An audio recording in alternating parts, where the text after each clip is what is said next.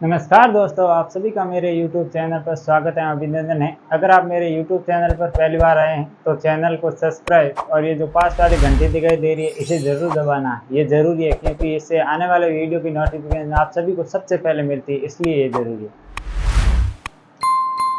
Today current affair episode number 41। इससे पहले हमने 40 वीडियो अपलोड कर चुका हूं। अगर वो आपने सभी ने नहीं देखा है तो वो ज़रूर एक बार देख लीजिए क्योंकि वो भी इम्पोर्टेंट है करंट अफेयर की दृष्टि से, और आप किसी भी एग्ज़ाम की तैयारी कर रहे उससे भी उसकी दृष्टि से।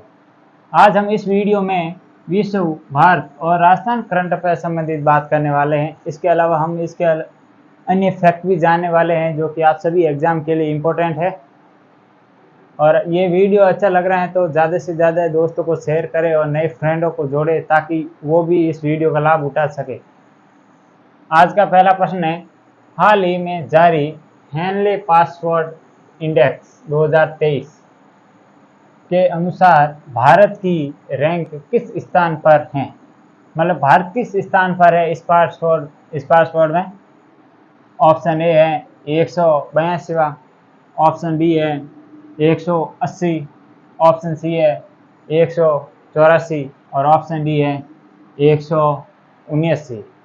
तो इसका जो राइट आंसर होगा वो होगा 180। हेनले पासवर्ड इंडेक्स में भारत की रैंक 180 नंबर है। और ये कब जारी की गई? सबसे पहले ये कब जारी की गई है? तो ये की गई है 18 जुलाई 2023 को ये रिपोर्ट जारी की गई है। इसमें भारत की रैंक 180 है। और इसे जारी कौन करता है? तो हेनले एक संस्था है इंटरनेशनल, वो जारी करती है प्रतिवर्ष।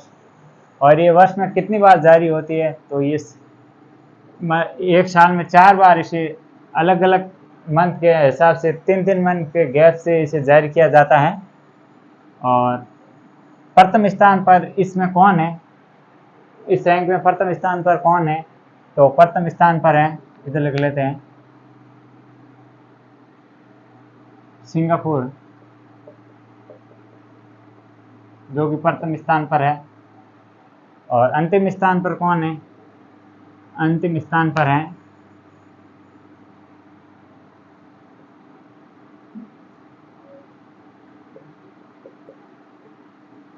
अफगानिस्तान, अंतिम स्थान पर है।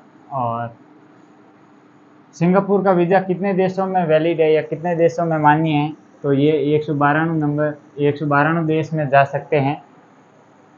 और भारत का वीज़ा कितने देशों में मान्य है? मतलब भारत के वीज़े से आप कितने देश में यात्रा कर सकते हैं, वो भी बिना किसी रोक टोक से?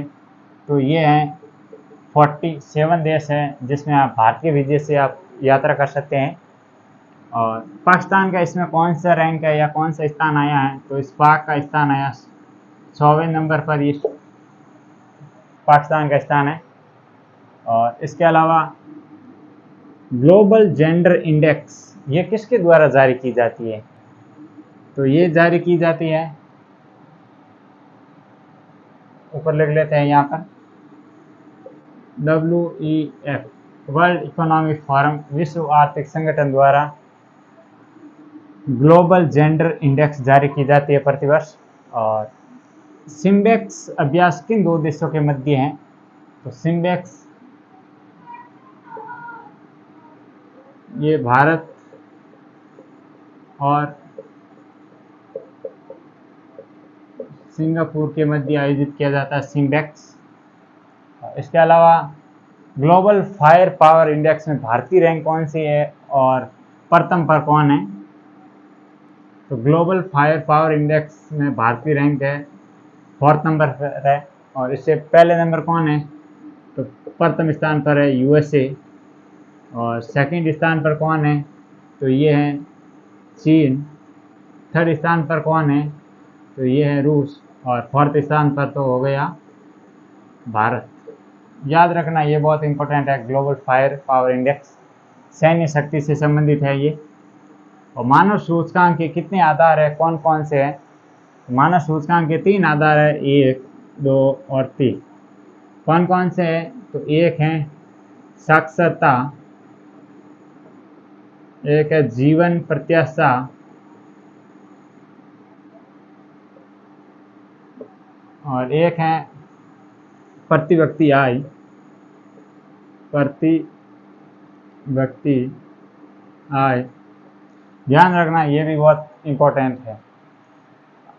देखिए एक क्वेश्चन में हमने कितनी जानकारी इकट्ठा कर ली है। ऐसे ही लगातार प्रत्येक क्वेश्चन में आपको ऐसे ही एक्सप्लेन किया जाएगा। प्रतिदिन ये वीडियो आता है इसमें।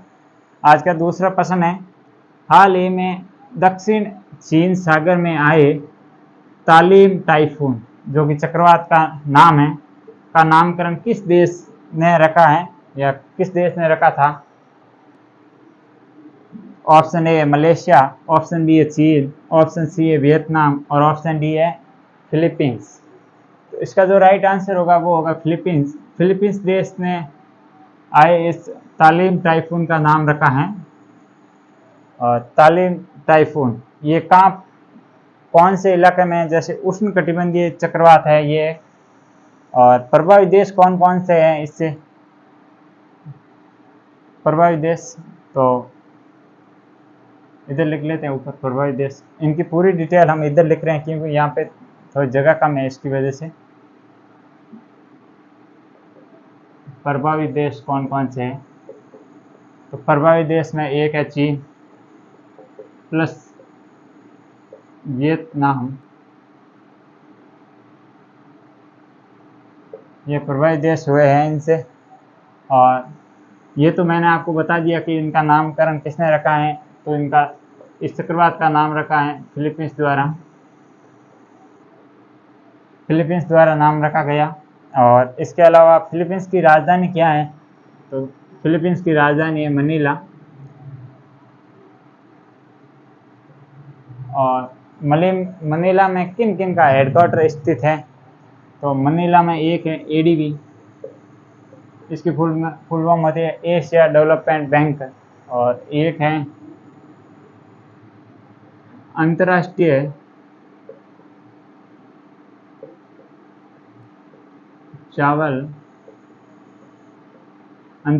चावल अनुसंधान, ये कहाँ पर है, तो ये भी मनीला फिलीपींस में स्थित है। इसके अलावा रेमन मैग्सेसे अवार्ड ये कहाँ पर दिया जाता है, तो ये दिया जाता है मनीला की राजधानी फिलीपींस। और इसे कौन सा नाम दिया गया, इसका उपनाम क्या है, तो इसे कहते हैं एशिया का नोबेल। एशिया का नोबेल इसे कहते हैं, रेमन मैग्सेसे अवार्ड को। और इसके अलावा मोचा चक्रवात, इसका नाम किस देश ने रखा है, तो इसका नाम यमन ने रखा है। जो मोचा चक्रवात है इसका नाम यमन ने रखा है। और इसके अलावा INS करपान किससे संबंधित है, और INS की फुल फॉर्म क्या होती है, इंडियन नेवल सिस्टम। और INS करपान किस देश को दिया गया, तो ये भारतीय ओर से वियतनाम को दिया गया,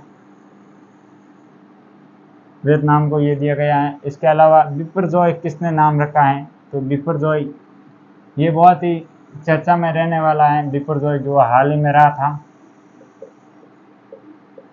बिपरजॉय इसका नाम दिया था बांग्लादेश द्वारा।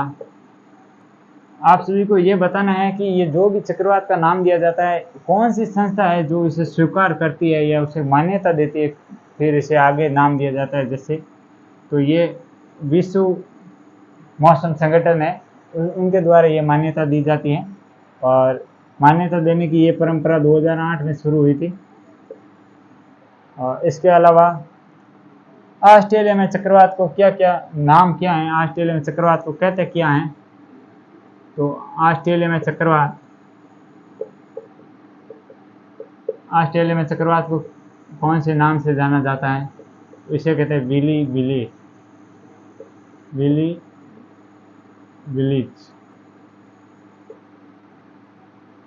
विलीज कहते हैं ऑस्ट्रेलिया में। और चक्रवात असनी ये नाम किसने रखा है, तो ये नाम रखा है श्रीलंका द्वारा रखा गया है। और इसका अर्थ क्या होता है, तो छिपकली इसका अर्थ होता है।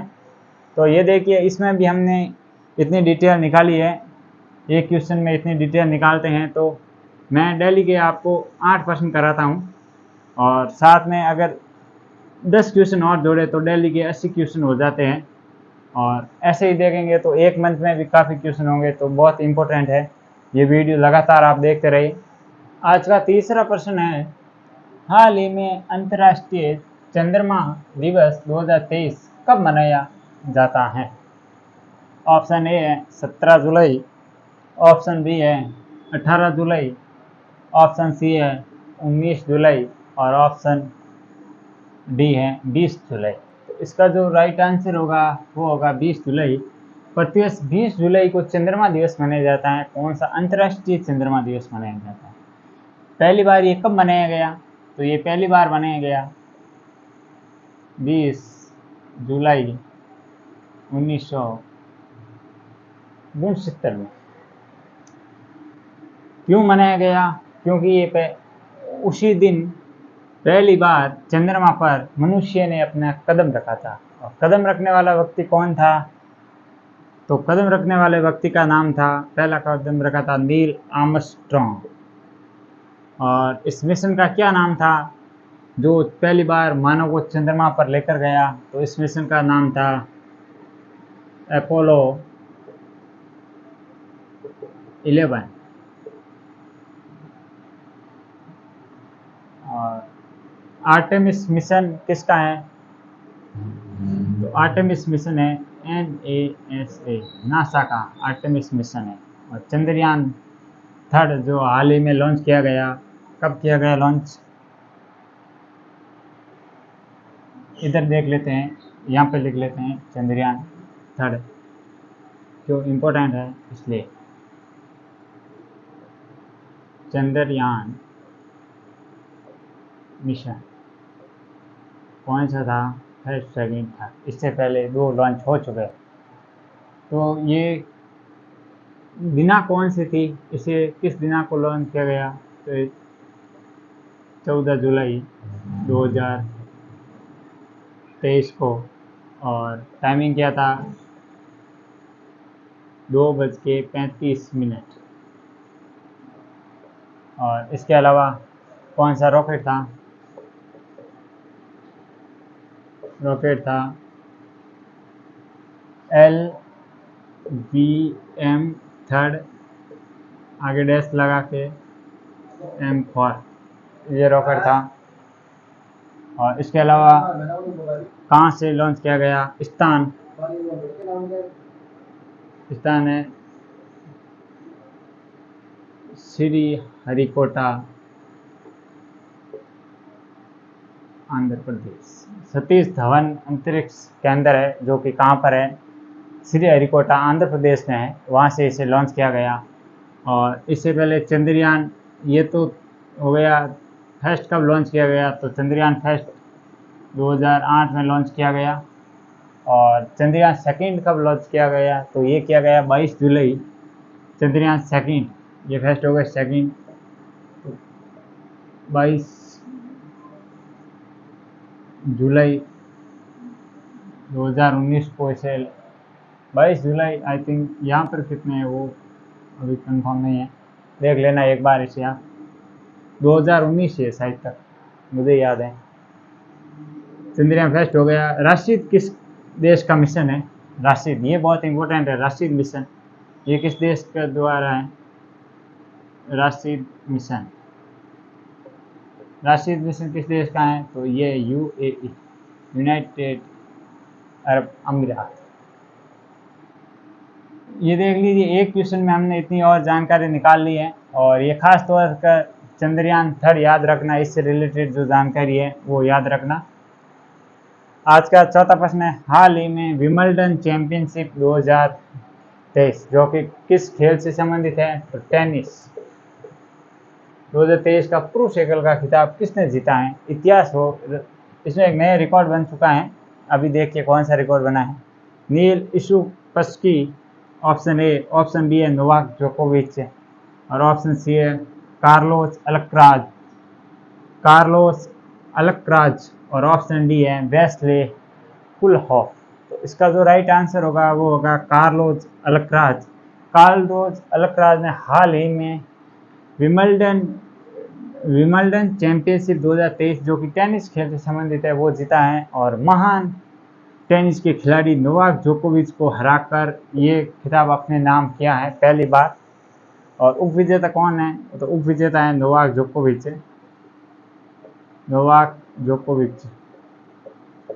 जोकोविच। और महिला एकल का खिताब इसमें किसने जीता है? तो ये जीता है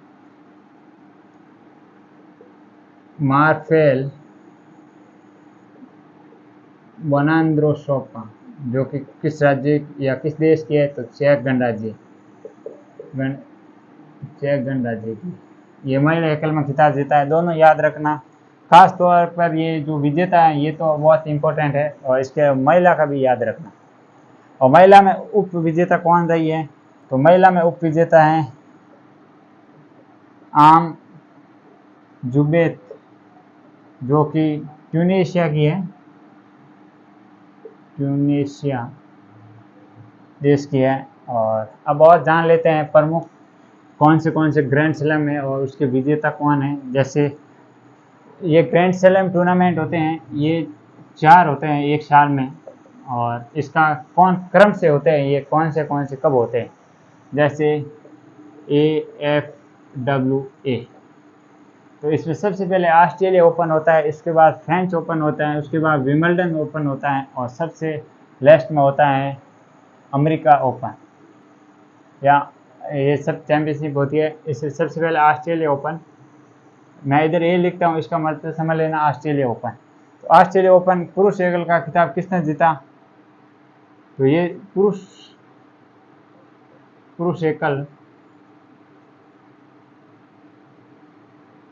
का खिताब किसने जीता है? तो पुरुष का खिताब जीता था नोवाक जोकोविच ने।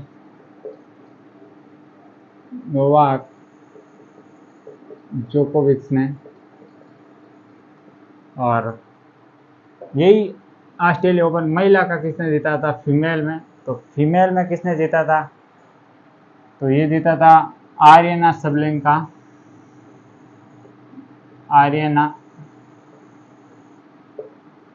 सबलेंका, जो कि किस देश की है? तो ये है बेलारूस। ये हो गया। अब देख लेते हैं हम, ये तो हो गया 1 नंबर जो था ऑस्ट्रेलिया ओपन। अब देख लेते हैं फ्रेंच ओपन। विंबलडन मैंने करा दिया, फ्रेंच देख लेते हैं। फ्रेंच ओपन ये टेनिस की है चैंपियनशिप, टेनिस। तो इसमें मेल और फीमेल। तो मेल में किसने जीता है? तो ये जीता था नोवाक जोकोविच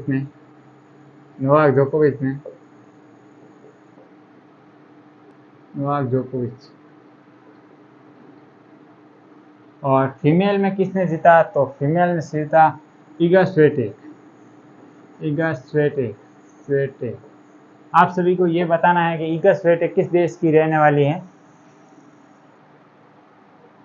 हमने ये इस प्रश्न में हमने ये विंबलडन देख लिया, और इससे पहले जो ऑस्ट्रेलिया ओपन होता है 1 नंबर, वो उसका विजेता, महिला विजेता, पुरुष विजेता देख लिया, और उसके बाद जो फ्रेंच ओपन होता है उनके पुरुष और महिला देख लिया। अब लास्ट बची है तो अमेरिका ओपन, जो कि बाद में होगा। तो इस प्रश्न के साथ इतनी डिटेल बहुत काफ़ी है। आज का 5वां प्रश्न है जो कि राजस्थान करंट अफेयर्स से संबंधित है। जो भी राजस्थान लेवल की कोई एग्जाम की तैयारी कर रहा है उनके लिए अब वीडियो स्टार्ट हो रहा है राजस्थान करंट अफेयर से संबंधित। इसलिए मैं बोलता हूं कि मैं विश्व, भारत और राजस्थान तीनों का करंट अफेयर करा रहा हूँ।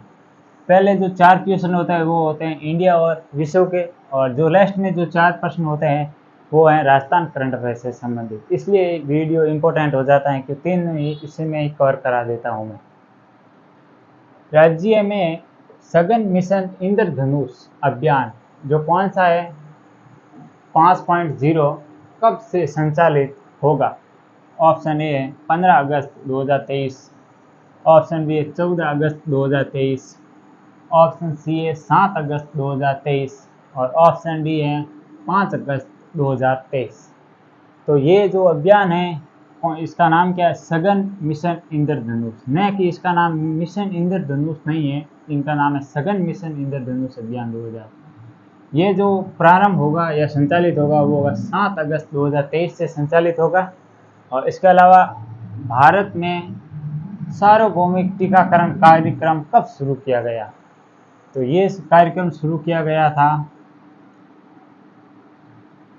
1985 में, ये कार्यक्रम शुरू किया गया था। इसके अलावा मिशन इंद्रधनुष, इनके बारे में अब जान लेते हैं कि मिशन इंद्रधनुष कब शुरू हुआ था और इसका लक्ष्य क्या था और वर्तमान में इसका क्या स्वरूप है। तो इसकी शुरुआत हुई थी वो हुई थी, यहाँ से मैं ये क्वेश्चन अब मिटा रहा हूँ क्योंकि इसके अलावा इसकी जो एडिशनल जानकारी है वो मैं यहाँ लिख रहा हूँ आपकी सुविधा के लिए। 25 सितंबर 2014 को मिशन इंद्रधनुष केंद्र सरकार द्वारा शुरू किया गया।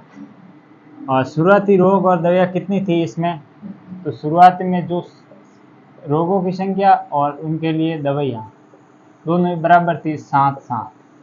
लेकिन अब वर्तमान में ये कितनी हो गई है, वर्तमान में ये मिल रही हैं अब इनकी संबंधित 12 रोगों की 12 दवाइयाँ, 12 रोग और उनके लिए 12 दवाइयाँ, दोनों ही बराबर हैं।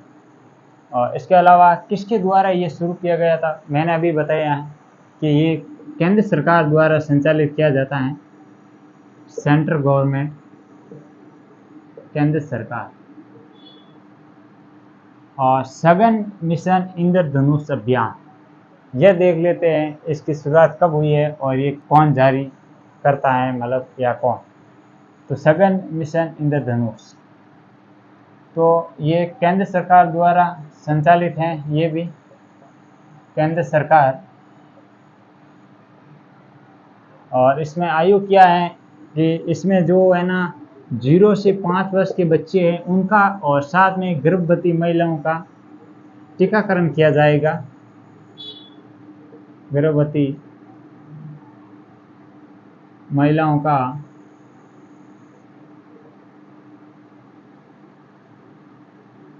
टीकाकरण किया जाएगा इस अभियान के तहत, सघन मिशन इंद्रधनुष अभियान के तहत।